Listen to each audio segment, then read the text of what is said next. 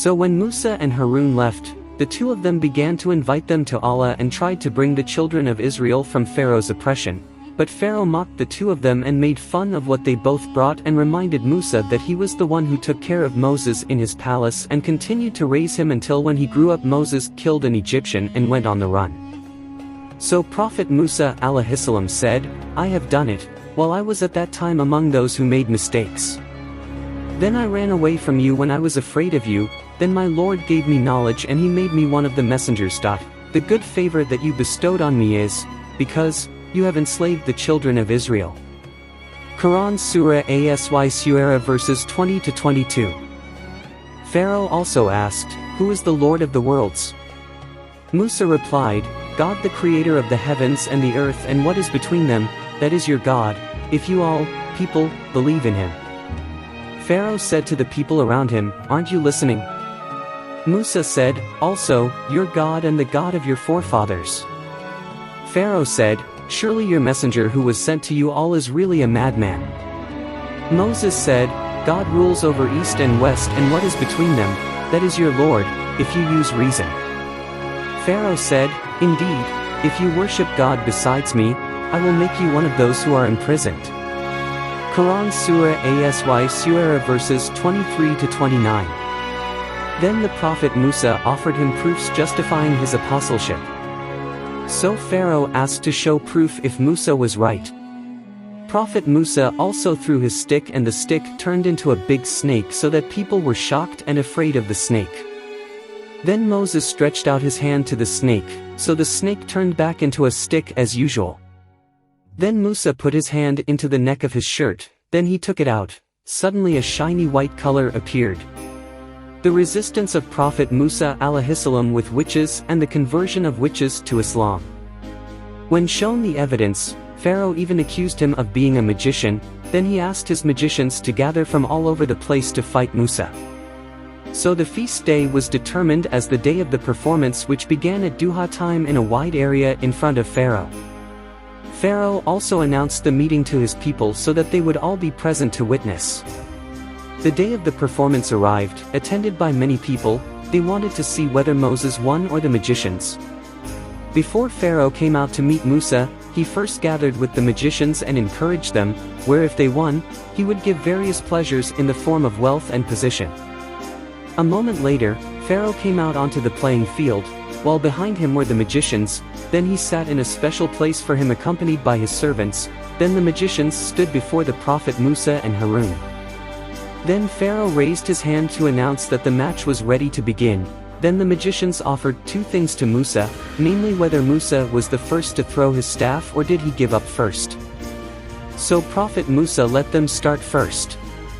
The magicians also threw ropes and sticks, while bewitching human eyes so that according to human eyes, the sticks and ropes turned into snakes that were agile and moved before them, so that people were afraid of them, even the Prophet Musa and Aaron were afraid of them. Then Allah gave a revelation to Musa so that he would not be afraid and throw down his stick. So Prophet Musa and his brother, Prophet Aaron, were calm because of Allah's command. Prophet Musa also threw his stick, then the stick turned into a big snake that swallowed the ropes of the magicians and their sticks. When the magicians saw what Prophet Musa showed, they also admitted that it was a miracle from Allah and not magic. Then Allah widened their hearts to believe in Allah and justify what the Prophet Musa brought, Alaihissalam. They finally only prostrated to Allah while declaring their faith in the God of Musa and Harun. That's when Pharaoh grew increasingly furious and began to threaten the magicians. He said to them, "Did you believe in him, Moses, before I gave permission to you all? Truly he is your leader who teaches magic to you all.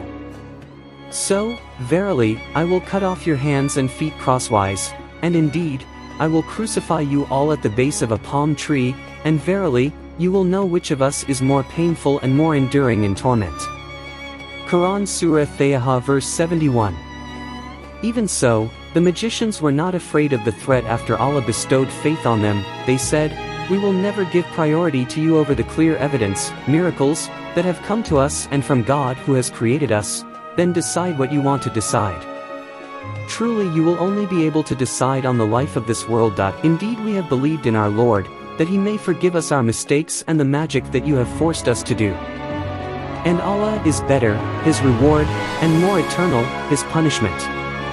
Verily, whoever comes to his Lord in a state of sin, then for him the hell of Jahannam will be verily. He does not die in it and does not, nor live. And whoever comes to his Lord in a state of faith, and has truly done good deeds, then those are the people who get high, noble, places, i.e. gardens of Adn beneath which rivers flow, they will abide therein. And that is the reward for people who are clean from disbelief and disobedience. Quran Surah Taha verse 72-76.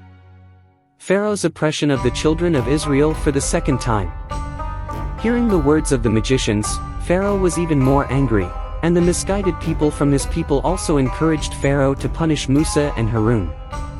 It was then that Pharaoh issued his decree, namely to kill the children of the believers from among the children of Israel and spare the women. With this decision, Pharaoh managed to frighten the weak of the children of Israel and those who had a disease in their hearts. They did not believe in Musa because they were afraid of his threats. Even those who believed did not fully enter Islam because they were afraid of Pharaoh. When the Prophet Musa Alaihimassalam saw his people feeling very afraid, he said to his people, "Please ask Allah for help and be patient. Verily the earth, this, belongs to Allah. He inherits whom He wills from His servants. And the good end is for those who are pious." So the people of Musa said, "We were oppressed by Pharaoh, before you came to us and after you came." Musa replied, "Hopefully Allah destroys your enemies and makes you caliphs on His earth, then Allah will see how you do." Quran Surah Al-Araf verses 128-129. Pharaoh also began to look for ways to get rid of Prophet Musa, so one day he gathered his helpers and his family and told him his proposal, which was to kill Musa.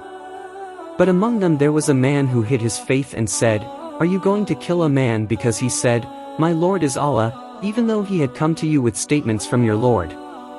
And if he is a liar, then he is the one who bears the sin of his lie. And if he is a righteous person, surely some of the disaster he threatens you with will befall you." Quran Surah Al-Mu'min verse 28. Then he invited the Egyptians to believe in Allah and warned them of Allah's punishment, but Pharaoh turned away from him and did not want to listen to his advice.